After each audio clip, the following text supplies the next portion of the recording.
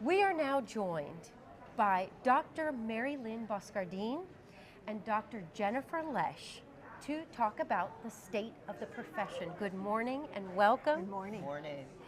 So let me ask you, the State of the Profession report provides a crucial snapshot of the current landscape of special education. What are some of the most significant findings from this year's report? And how should special educators interpret them in their daily practice? I think before Jen talks about some of the findings, I think one of the key things about this report from the previous reports is the previous reports looked at just educators. Just special educators. Just special educators. This report, we extended it to look at general and special educators, as well as general and special education administrators, as well as higher education faculty. Teacher prep providers, right. And administrator providers as well responding to this. So we have, a lot of information that we're adding to the previous reports, which were terrific, and they gave us a lot of information and they give us good comparison points. If you want to say something.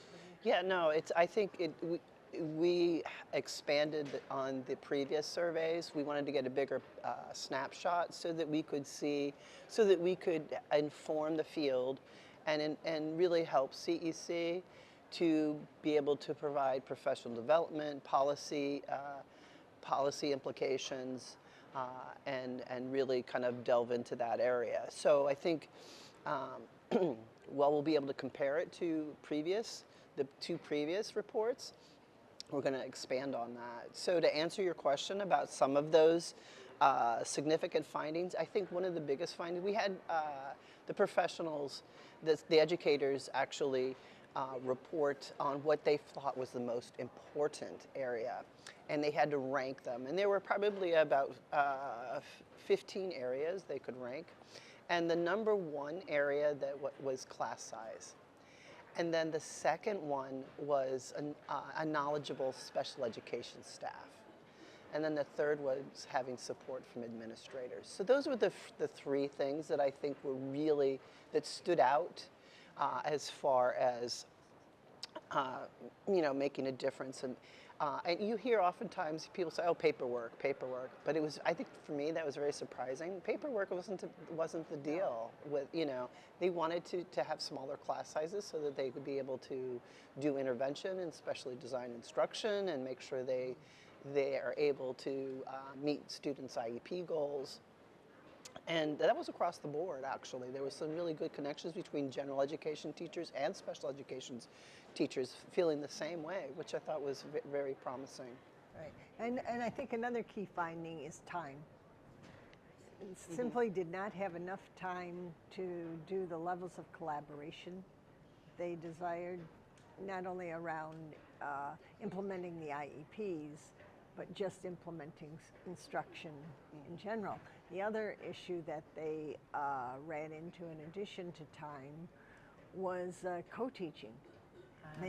Co-teaching was a low priority for them because they simply didn't have the time nor the resources to implement effective co-teaching models. So it isn't that they really didn't want to implement it, it's just time and support from administrators, and I'm sure if you ask the administrators would tell you it's resources. Mm-hmm. Another key finding, I think, also was the fact that educators in general, both general ed and special ed, didn't feel that sense of belonging. So less than half felt that sense of belonging on a consistent basis. And in the same way for our students with learning differences as well, that sometimes they were being, they felt that sense of belonging. They perceived that students felt that sense of belonging, but it wasn't as high a level as we would have wished to see. The sense of belonging was actually more palpable among the general educators, as you would suspect. That wasn't surprising. Then, special educators or particularly related service personnel, because they're not tied to a classroom, nor necessarily even a building. Some of them are pretty still itinerant in nature, so it's hard to feel connected to that work environment. So there's, you know, a lot of work to be done.